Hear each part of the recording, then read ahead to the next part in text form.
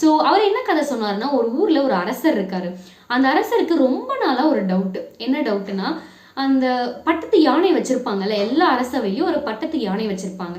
So அந்த அரசருக்கு என்ன டவுட்னா, அந்த பட்டத்து யானை என்ன வெயிட் இருக்கும் அப்படிங்கிறது அவரோட ரொம்ப நாள் ஒரு டவுட்டு. ஸோ அந்த எடைய தெரிஞ்சுக்கிறதுக்கு அவர் ரொம்ப நாளாக போராடிட்டு இருக்காரு. அவர் யார்கிட்டயோ எல்லாமோ ஆலோசனை கேட்குறாரு. இதை வெயிட் எப்படி நான் கண்டுபிடிக்கிறது அப்படின்ட்டு.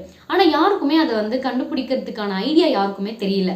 ஸோ அப்போ ஏன்னா அந்த காலத்தில் வந்து அந்த வெயிட் பண்ணுற அந்த தராசு தட்டுன்னு சொல்லுவாங்கல்ல, அதெல்லாம் எதுவுமே அந்த காலத்தில் அவ்வளோ குவாலிட்டியாவோ வெயிட்டை மெஷர் பண்ணுற மாதிரியோ கிடையாது. ரொம்ப சிம்பிளாக தான் இருக்கும். அப்போ என்ன பண்ணுறாங்க அதனால அது அவருக்கு ரொம்ப கன்ஃபியூஷன்லேயே இருந்தது.